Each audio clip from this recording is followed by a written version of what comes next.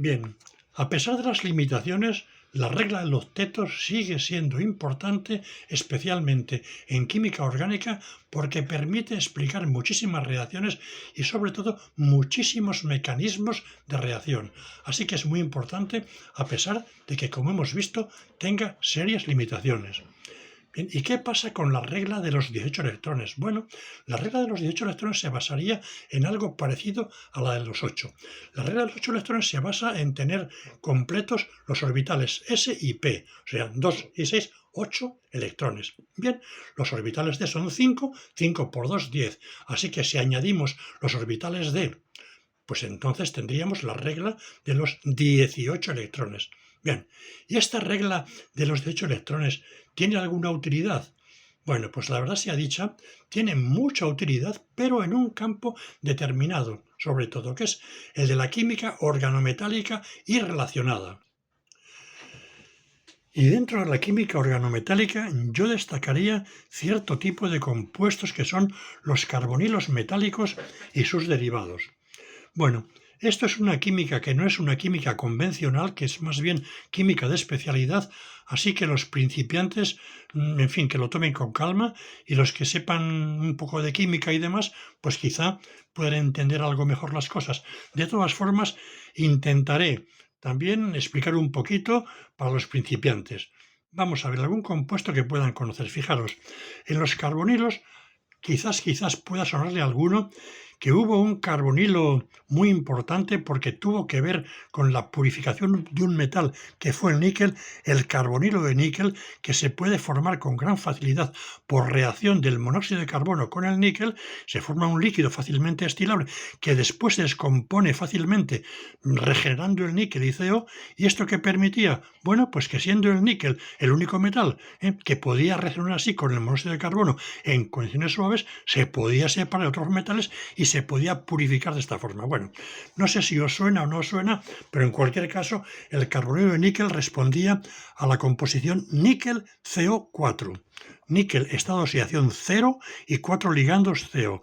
Ese es el convenio que se utiliza en carbonilos, ¿verdad? Bien, pues entonces fijaros, el níquel está en el grupo 10, es decir, hay que pensar, tiene 10 electrones en la última capa, por así decir, ¿verdad? 10 electrones. Bueno, pues si se le pegan 4 grupos CO, cada uno de los cuales aporta un par de electrones, o sea, cada CO es un ligando normal, como un amoníaco, como un fosfano, similar, aporta un par de electrones, pues entonces la composición sería níquel CO4, no níquel CO3, no níquel CO5, níquel CO4, y siempre es níquel CO4. Bueno, este es un caso bien conocido. Otro muy bien conocido, por ejemplo, o podría ser bien conocido, es el del cromo. El cromo está en el grupo 6, por consiguiente hay que contarle 6 electrones en la última capa. Y ahora preguntaría, cuando forma un carbonilo, si queremos que llegue a 18 electrones en la capa de valencia, ¿qué carbonilo debería de ser? Pues fijaros, debería de ser un conjunto de COs que aporte 12 electrones, para que 12 y 6 sean 18. ¿Y eso qué significa 12 electrones? 6 grupos CO. Así que el carbonilo de cromo debería responder, y responde siempre, a la composición cromo CO6. Pero no solo el cromo. Si uno piensa en el molibdeno o en el wolframio, que están en el mismo grupo, forman igualmente carbonilos del mismo tipo. Molibdeno CO6, wolframio CO6, cumpliéndose la regla de los 18 electrones.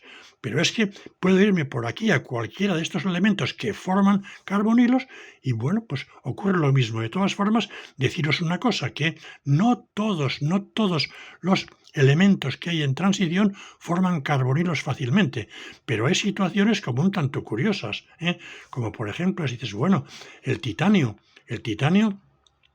bueno, si el titanio puede formar, bueno, esto es muy complicado, lo dejo, y el vanadio lo mismo. No, quizá el vanadio es un poco más fácil. Bueno, sí, fijaros, el vanadio, si le añadimos un electrón sería un vanadio -1. Es raro, pero el estado de oxidación -1 en el vanadio existe. Bien, entonces el vanadio -1 tendría 5 y un electrón que hemos añadido, 6. Por consiguiente, si queremos formar un carbonilo, ¿cómo sería? añadiendo, como aquí en el cromo, 6 COs, 6 por 2, 12 y 6, 18.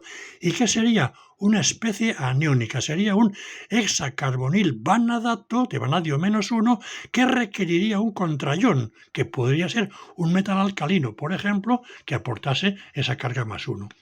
Bueno, en cualquier caso, quiero deciros que no voy a insistir mucho sobre esto, pero si hace falta, pues ya me preguntaréis lo que queréis saber de carbonilos y especies relacionadas. Pero sí que es importante saber que existe la regla de los 18 electrones. Y para terminar, yo diría, bueno, he dicho, 18 y más, porque la cuestión es hasta aquí, estamos moviéndonos utilizando ¿qué? Orbitales D, 3D, 4D, 5, pero a fin de cuentas orbitales D. Y la cuestión es, ya, pero ¿y si me voy ya por aquí? Por ejemplo, en lantánidos o en actínidos. Digo, estos no porque es que no los conocemos, pero estos que sí que conocemos, lantano, cerio, etc.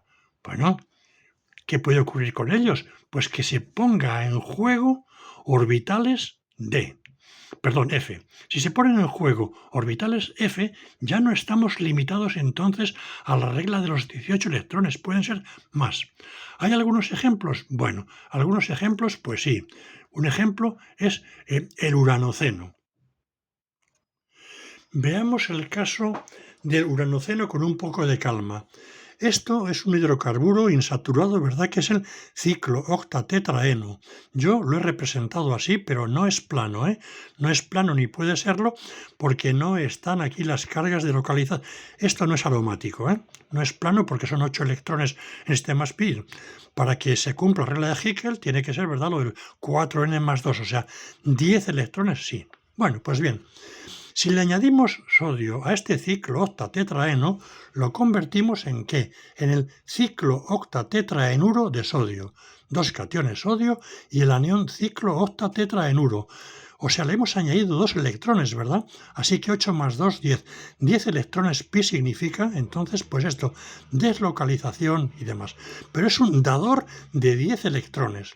Bien, si enfrentamos entonces 2 moles de ciclooctatetraenuro de sodio con 1 de tetracloruro de uranio, se elimina cloruro de sodio, aquí no lo he puesto, 4 de cloruro de sodio, y se forma este sándwich, un sándwich en el que hay 2 aniones ciclotetraenuro, que he representado así, ¿verdad?, que son paralelos y en el centro del sándwich, ¿verdad?, el centro, el átomo de uranio. Bueno, pues fijaros aquí, el uranio realmente no cumple la regla de los 18 electrones, porque simplemente este ligando ya le da 10 electrones pi, y es otros 10 y 10, 20, y al uranio había otro par de ellos, ¿verdad? Así que tiene eso, más de 18 electrones, o sea que es posible, y no es el único caso en el que ocurre esto, O sea que efectivamente puede haber situaciones en las cuales tengamos especies estables, manejables, de más de 18 electrones.